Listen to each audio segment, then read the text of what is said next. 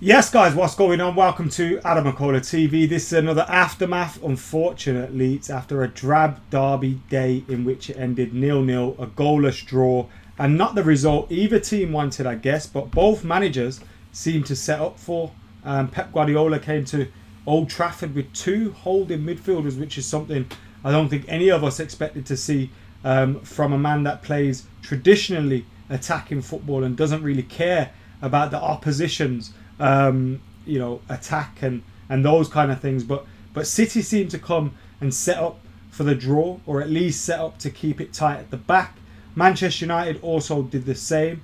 Although we saw Paul Pogba and Bruno Fernandes both started in this game, Manchester United did still go with that trusted Fred and McTominay pivot to protect the defence in what looked like a diamond for Manchester United in the game today. But all in all, it's possibly one of the worst derby days I've seen in terms of the way the game went, in terms of fire, in terms of spirit, in terms of commitment, challenges flying in, teams looking to score. I think both teams had two shots on target by the end of it, and that's not what you'd expect in a Manchester derby. You at least expect, City, when they were when they were a lot worse than us back in the day. I can remember them going for it a lot more and giving us more difficult games than they did today. And you remember worse United teams, although there's not been many, but worse United teams giving better accounts of themselves in derbies. And I suppose it was summed up by the way Harry Maguire embraced John Stones at the end of the game, which, look, we know these guys are friends and we know they're international teammates and all that kind of thing, but you leave that stuff till well after the dust has settled, in the tunnel, in the changing rooms, wherever you want to do that, but away from the TV cameras, away from where the fans are going to see it, after what was a disappointing draw, after what was a disappointing performance. It wasn't abysmal, it wasn't the worst performance of the season, but that's not what Manchester United, or even Manchester City fans, I'm sure they feel the same about the way John Stones embraced Harry. Just leave it out, yeah. Especially if we win, or by all means do what you want after the game. But I just felt it kind of summed up the way Manchester United were in this game. Never really quite got going, and that was massively disappointing. It was a game of few chances. I think Riyad Mahrez probably had the best chance of the game, although Scott McTominay, arriving on the back post quite late, nearly had an open net to tap into, just got there a little bit late. Couldn't really blame Scott McTominay. It was good that he was making the run in there, in on the back post. Maybe a position someone like Cavani definitely, maybe even someone like Martial could have been occupying if they were on the pitch, if they got that start today. But we went with Rashford and Greenwood up top, and neither of them had the best of games. Bruno Fernandes was quieter than he usually is as well. Didn't have the best of performances today, but you could say that on both teams. Like, the best rating you'd give anyone would be a 5 or 6 out of 10. I thought our best player was probably Luke Shaw. Harry Maguire did okay, but he still has those moments where you think, oh my god, look at the way he's turns like an 18-wheel lorry, and you just think there's dangerous moments every single time in him. And I wasn't really inspired by the performance today, to be totally honest with you. But when you look at the table, and when you look at the table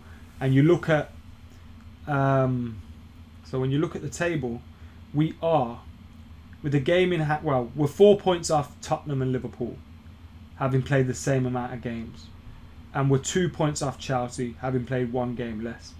So if we beat Chelsea, we go above them, and Chelsea are a team that people have been saying have been challenging for the title, and been trying to force things. So it's a bit of a strange one. We've not been great, but at the same time, we're still in and around those teams at the top, and if we win our game in hand, it gets even better. We're still above City, so it's a real weird one. But we didn't get the reaction we wanted at all. We didn't get the reaction we wanted after that RB Leipzig game, that is for sure. Let us know what you lot are thinking. I know a few of you have said check out some quotes, so let me see what quotes you're on about, because I've got in from the kickoff and I've jumped on a live stream, so I've not seen any quotes from Ole Gunnar Solskjaer, from Paul Pogba, from anyone. But let me have a look just to see if there are any quotes. Okay, here we go.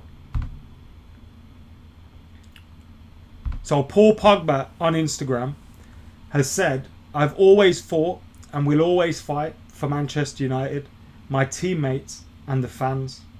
Blah blah blah is not important," whatever that means. Probably means gossip is not important. "The future is far. Today is what matters, and I am 1000% involved. Always strong together. Always being clear between the club and myself, and that will never change. When you don't know what's going on inside, don't talk." That's still ambiguous. I don't know what the fuck that means. Because we've obviously had Mino Raiola's comments. We've obviously had quotes in Build which suggested that Paul Pogba instructed his client to find him a new club or he would sack him as his agent. Is that a response to that? Is that a response to both sets of comments? Mino Raiola has also tweeted claiming that Build are the leaders in fake news. So I feel this doesn't put to bed the contract stuff, the transfer stuff. I think this just puts to bed maybe Paul Pogba is upset with the fact that these guys have tried to say, you know, he's trying to force a move, he's kicking up a fuss and all that kind of stuff. I believe that's a response to that.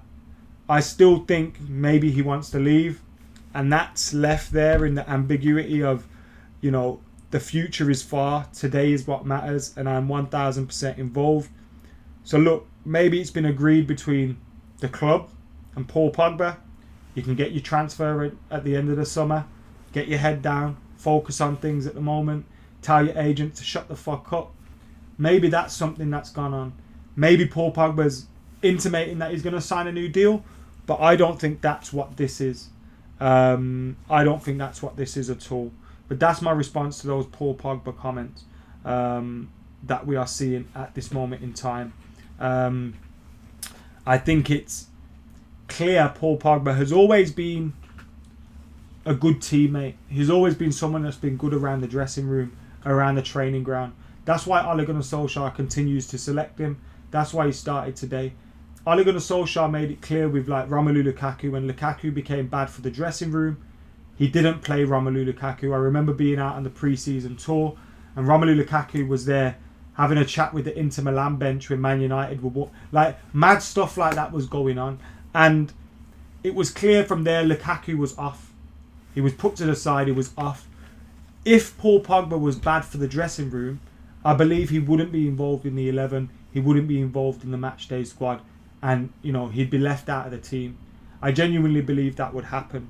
But that doesn't change the fact that he could be great around his teammates. He could be great around the team. But I still believe he wants to leave. His agent has made that clear. And unless these lot are coming out and saying that's not true, which they haven't, then I'm going to believe that is probably a likelihood that was what's going to go down. But we've seen crazier things happen in football. We know how football is. We know how agents are. Mino Raiola is just the mad stereotype of an agent. But we know how bad agents are and what they do in contract negotiations. But I think the comments Mino made to Tuttosport, which haven't been rubbished by Mino Raiola, he's rubbished the Build story and not the Tuttosport story. So those comments that Paul Pogba at Man United is over are still there. So I don't think he will be staying. I think this is just a simple, it's a simple, I'm getting my head down, I'm focusing on the team, whatever will be kind of thing. And to be fair, that's all I want from Paul Pogba, is for him to just work hard while he's here, get his head down, and respect the club. And his agent didn't do that, and through his agent. That means Paul Pogba didn't do that.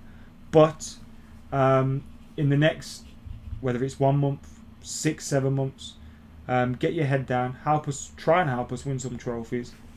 And if you want to leave. It's as simple as that. But at least he's come out and said something, I suppose. I will be watching the fight. Yes, the fight's starting very, very soon. But thought I'd get this quick review in for the game. Disappointed with the result. Disappointed with the performance. Disappointed with our captain's actions at the final whistle. Although I don't think they're as bad as a lot of people are making out. It's just not great to see. So there you have it. 2 points dropped. 2 more points dropped at home. Although you can accept the draw against City, you can accept the draw against Chelsea. Like, those results happen sometimes. 5 points out of 18 isn't good enough. At home, 5 points out of 18 isn't good enough. And just imagine we won two more of those games. We've only won 1 out of our 6 home games. Imagine we won 3 out of those 6, which is really, United normally win more than half their home games. We'd be sitting top of the league with a game in hand. And it shows you how fine the margins are this season and how big an impact results can have. So we need to keep going. We've got an opportunity to get a run of games and results together now. And if you look at our Premier League form, I know it's massively disappointing with the way we've gone out of the Champions League. But Ollie is now going to be judged, and whether he keeps his job is going to be judged on his Premier League performance and his domestic performance.